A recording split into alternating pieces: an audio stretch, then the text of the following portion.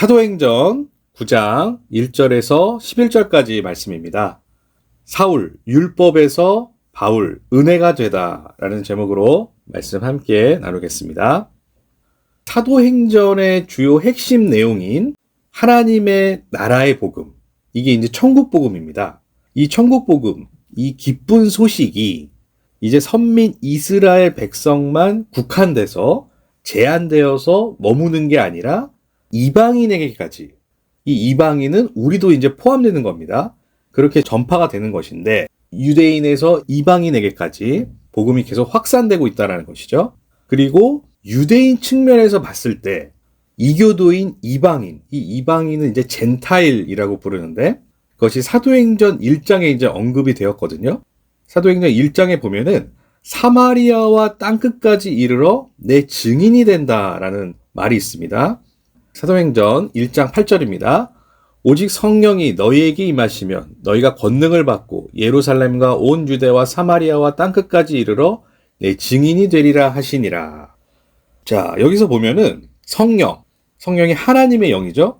그 하나님의 영이 임하면 권능을 받아요. 그리고 예루살렘, 이 예루살렘은 율법주의의 중심부죠. 그곳에서 예루살렘과 온 유대와 점점 확산이 되는 겁니다. 그리고 사마리아와 땅끝까지 이르러, 자, 사마리아는 마찬가지로 이방이죠. 유대인들이 그들을 이방인으로 취급을 했단 말이에요. 우리랑 절대 상종할 수 없는 사람들이란 말이죠. 이방인과 또 땅끝까지, 이 땅끝은 전 세계를 포괄하는 말이거든요. 그 전 세계, 땅끝까지를 내포한다는 말이죠. 그래서 내 증인이 되리라. 그리스도의 증인이 되어서 하나님의 복음, 그 천국 복음을 땅끝까지 온 세계로 전파하는 것이다. 이제 그 역할을 담당하여 나갈 성경의 중요한 인물이 이제 등장을 합니다. 바로 사도 바울입니다. 자, 이 바울이라는 이름은 이 라틴어로 작은, 낮은 이라는 뜻의 이제 파울로스에서 이제 유래를 했는데 그 이름의 히브리식 이름이 오늘 등장하는 사울이거든요. 사울입니다. 그리고 우리 영어 이름에 폴이라는 이름이죠. 폴, P-A-U-L. 남성 이름 폴의 이제 어원도 그 파울로스에서 이제 왔습니다. 자, 예를 들어서 우리가 이제 해외에 살게 되면 뭐 이렇게 교포들 같은 경우에 뭐 영어 이름도 있고 한국 이름도 있잖아요. 저도 이제 뭐 영어 이름이 다윗이었는데 한국 이름도 있고 영어 이름도 있고 다른 나라 어디 러시아나 뭐 다른 데 가면 세 가지 이름도 가질 수가 있는데 아무튼 당시에는 그 해외에 사는 유대인들, 그 디아스포라라고 해서 흩어져 사는 그 유대인들이 많았습니다. 그래서 원래 고유의 히브리식 이름과 헬라, 그리스식 이름, 그리고 로마, 라틴어식 이름을 모두 사용했단 말이에요. 특히 이제 바울은 로마 시민권자였습니다. 로마는 당시에 다민족으로 구성이 된 국가였는데 그 문화에 맞는 이런 이름들을 사용하는 게 굉장히 자연스러운 일이었단 말이에요. 9장 1절입니다. 사울이 주의 제자들에 대하여 여전히 위협과 살기가 등등하여 대제사장에게 가서, 자, 1절에 보니까 사울이 주의 제자들에 대하여 여전히 위협과 살기가 등등하였다 이렇게 나옵니다. 주의 제자들은 당연히 예수 그리스도의 이제 제자들, 그리스도인들이죠. 여기서 보면 이제 위협과 살기가 등등했다 그러는데 이런 표현이 그 사울의 어떤 그 잔인한 행위를 이제 묘사한 구절이거든요. 위협과 살기가 등등했다. 이 등등했다라는 말이 이게 엠프네오라는 말인데 본래는 이제 숨을 쉰다 이런 뜻이거든요. 그러니까 사울의 숨, 그 호흡이 살기와 위협의 숨소리로 그리스도인들에 대한 박해가 굉장히 심했고 또 잔혹했음을 이제 보여주는 말입니다.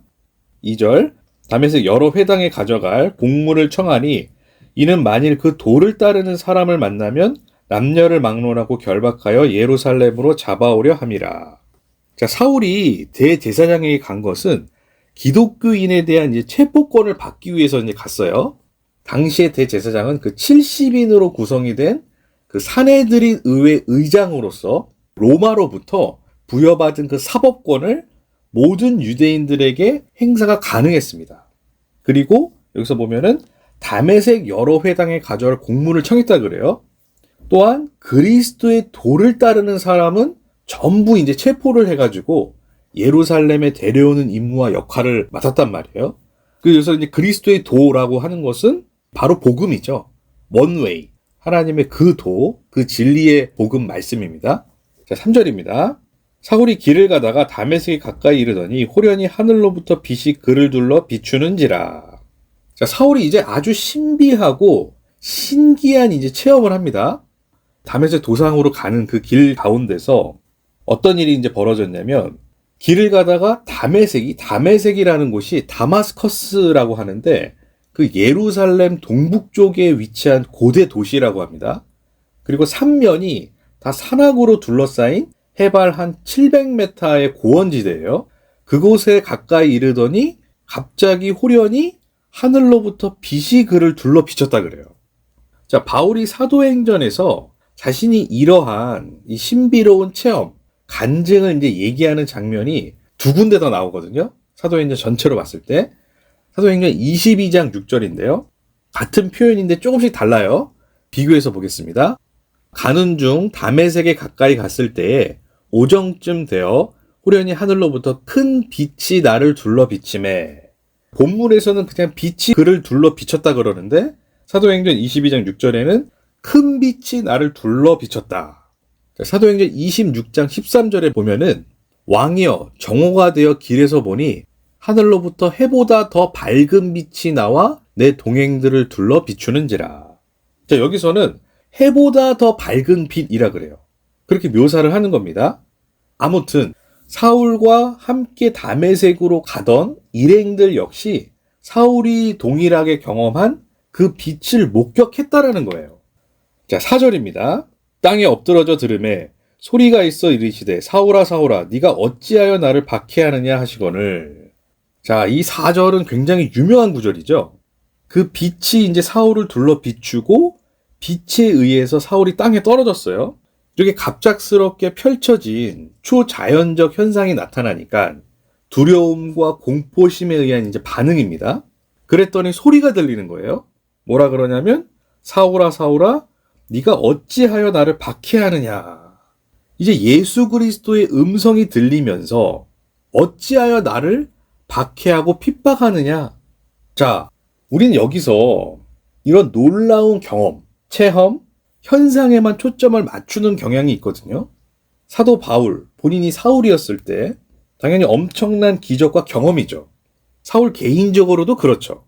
근데 이 내용을 가만히 더 깊게 보면은 사울은 지금까지 자기의 의로운 행위, 이게 그리스도의 제자들을 잡아서 체포하여 넘기는 역할이었단 말이에요. 본인은 이 행위가 당연히 의롭고 정의로운 행동이었단 말이에요. 그런데 예수님은 반대로 뭐라고 하죠? 사울아, 그러한 너의 의로운 행위는 실상은 나를 핍박하고 박해하는 거야. 그건 나를 핍박하는 거라니까. 그랬더니 5절에 보니까 대답하여 주여 누구시니까 이르시되 나는 내가 박해하는 예수라. 자, 5절에 보면 나오죠. 대답하여 주여 누구시니까 이르시되 나는 내가 박해하는 예수라. 이 영어 성경에 보면은 I'm Jesus 이렇게 나오는데 이게 헬라어 원어로 에고 에임이 이런 뜻이에요. 그거는 나는 스스로 있는 나다 이런 뜻이거든요. 근데 이 표현이 구약에서도 나온단 말이에요. 출애굽기에서 하나님이 자기를 선언하실 때 이 말을 사용했단 말이에요. 하야 아쉐르 하야 I'm who I am 이런 뜻이거든요. 나는 스스로 있는 자다. 그러니까 신약의 이 표현이 예수님의 신적인 자기 선언이란 말이에요. 하나님과 동등함, 동일시함을 그대로 드러내는 장면이란 말이죠. 그리고 이 사울과 예수의 얘기는 이게 율법과 은혜의 충돌이란 말이에요. 자, 사울 바울이죠. 철저한 바리새인이었단 말이에요. 빌립보서 3장 5절에서 9절 말씀입니다. 나는 8일 만에 할례를 받고 이스라엘 족속이요 베냐민 지파요 히브리인 중에 히브리인이요 율법으로는 바리새인이요. 사도 바울이 자기를 뭐라고 얘기하냐면 나는 8일 만에 할례를 받았다. 그리고 이스라엘 족속이고 베냐민 지파고 히브리인 중에 히브리인이다. 정통 히브리인이란 그런 얘기예요. 그리고 율법으로는 바리새인이다 이렇게 얘기합니다. 그리고 6절입니다. 열심으로는 교회를 박해하고 율법의 의로는 흠이 없는 자라. 자, 자기 자신을 뭐라고 표현을 하냐면 열심으로는 교회를 박해했다 그래요.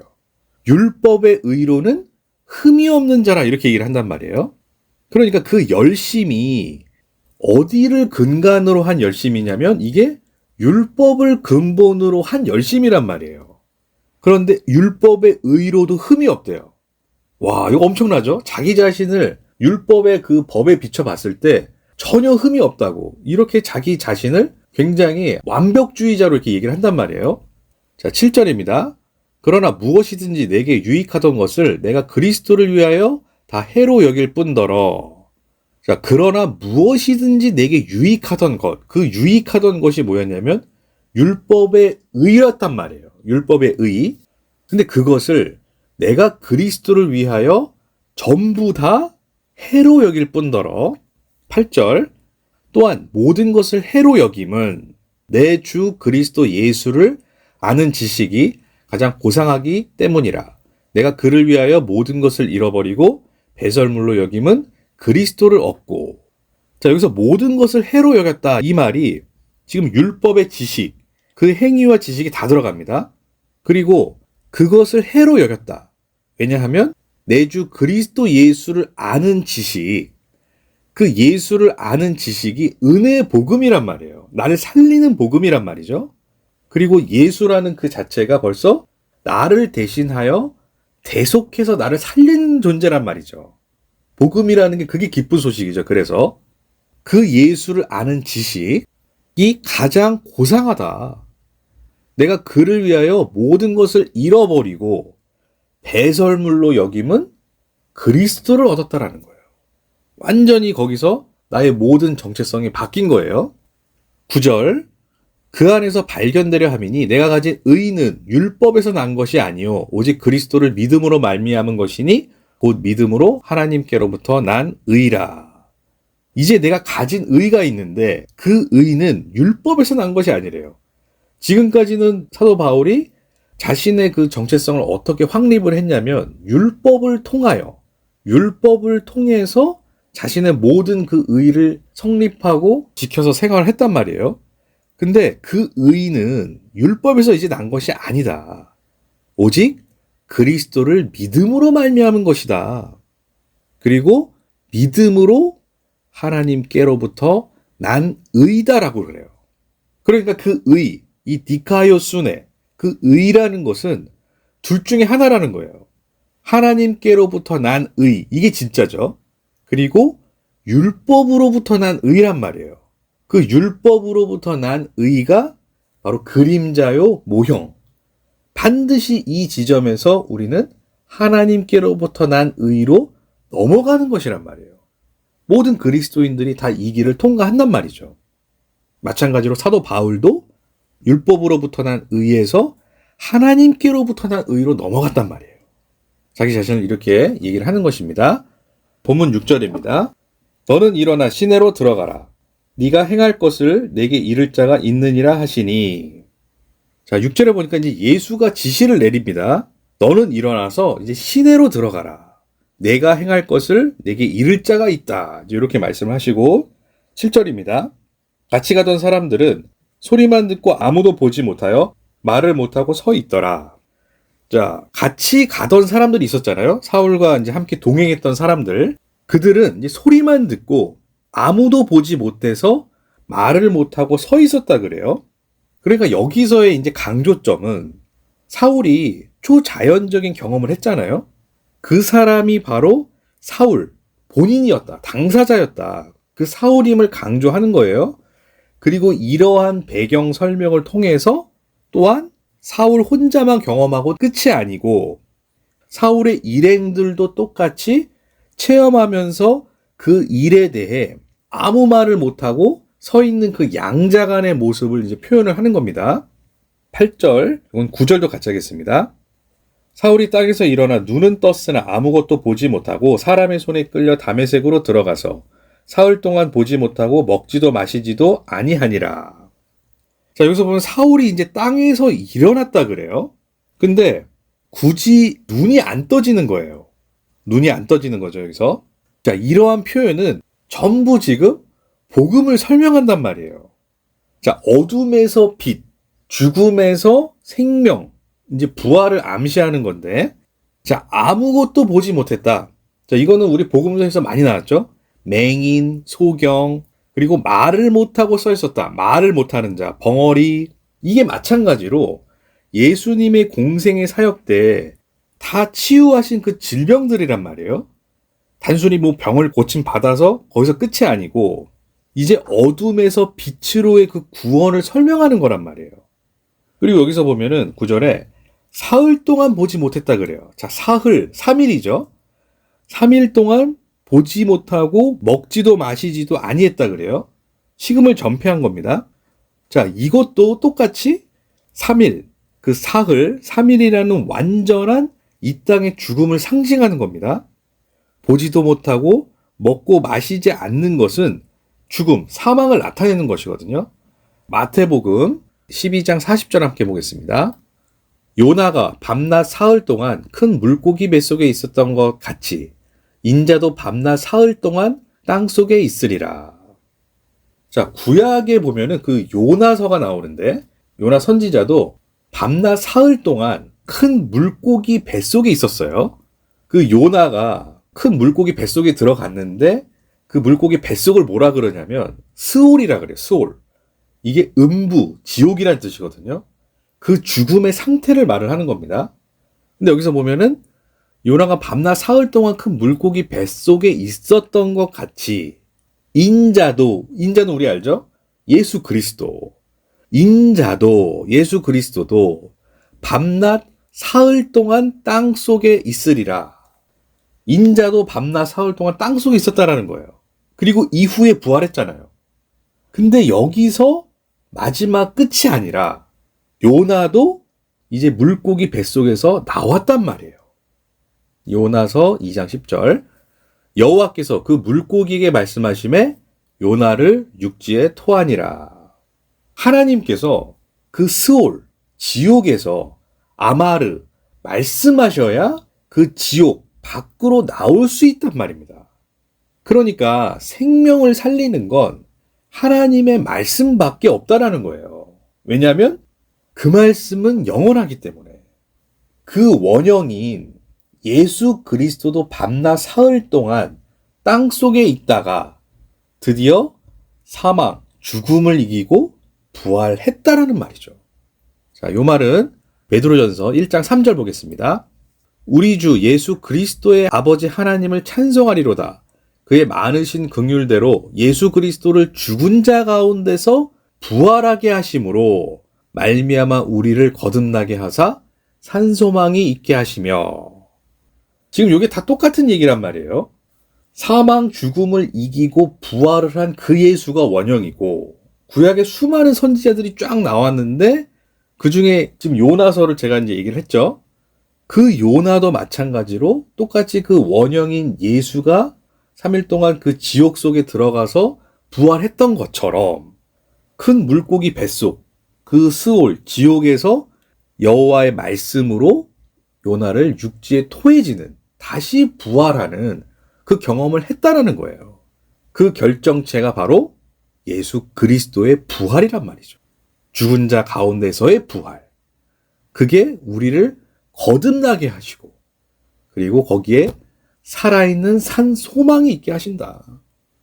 그래서 본문의 사울도 그 모형으로 죽음의 상태, 이게 지옥, 그 스올을 경험하는 거예요.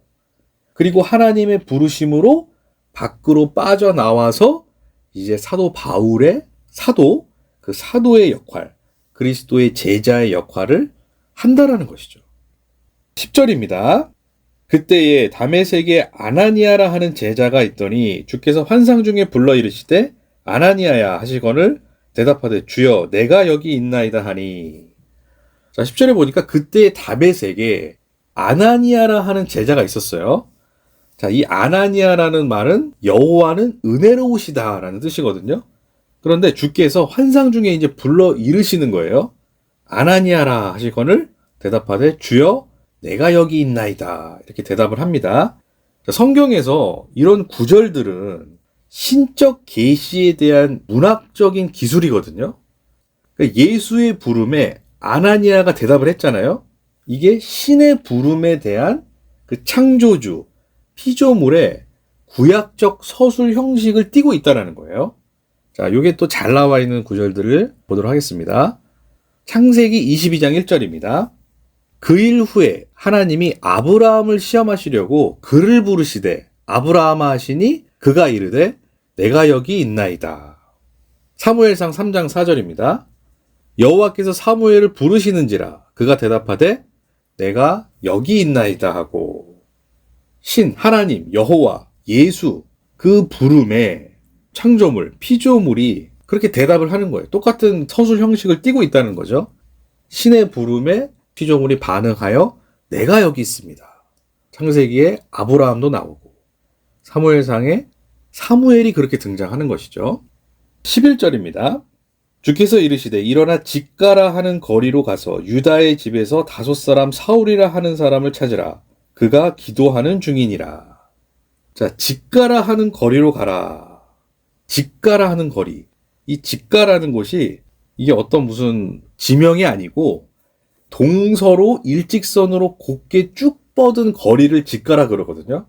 영어로는 straight street 이렇게 얘기를 하는데 그 직가라 하는 거리로 쭉 가서 유다의 집에서 5사람 사울이라 하는 사람을 찾아라. 그가 기도하는 중이니라. 이미 9절에서 언급된 사울의 그 금식 행위, 식음을 전폐했잖아요. 9절에 보니까 사흘 동안 보지 못하고 먹지도 마시지도 아니하니라 이렇게 나와 있습니다. 그렇게 한 행위가 예수님은 여기서 뭐라 그러시냐면 그가 기도하는 중이다 이렇게 얘기를 한단 말이에요. 그러니까 그 어둠, 죽음의 상태가 예수님의 시선에서는 기도하는 중이다라는 거예요. 그럼 그 절망적 상태에서 사울은 어떤 기도를 했을까요? 사울은 아무것도 보이지 않아요.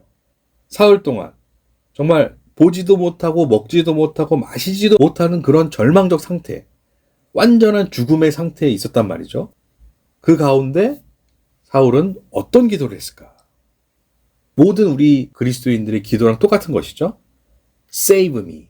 주님, 저를 구원해 주세요. 저를 살려 주세요. 주님, 저를 이끌어 주세요. 인도해 주세요. 저를 불쌍히 여겨 주세요.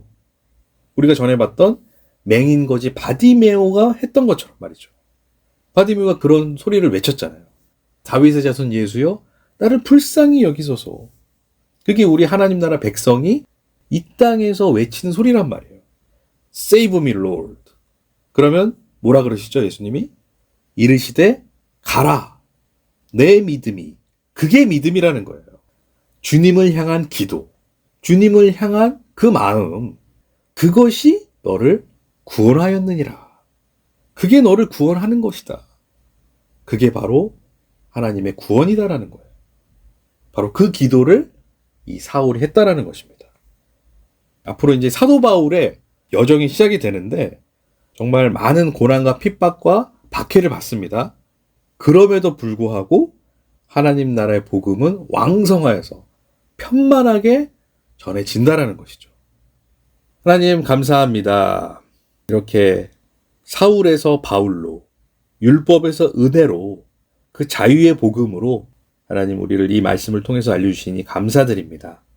하나님, 2000년 전에 이 역사적 사건이 오늘 21세기를 살아가는 우리에게 있어서 이것이 과거의 역사로 치부되고 그냥 사라지는 것이 아니라 살아있는 그 말씀으로 주님 역사하게 해주시고 또 우리를 묶고 있고 제한하고 있는 그 모든 율법의 구속에서 은혜의 자유를 경험하게 해주시고 복음을 통해서 내가 살아남과 동시에 그 복음의 자유의 메시지를 전달하는 그런 하나님 나라의 백성이 되게 하여 주시옵소서. 감사드리며 예수 그리스도 이름으로 기도합니다.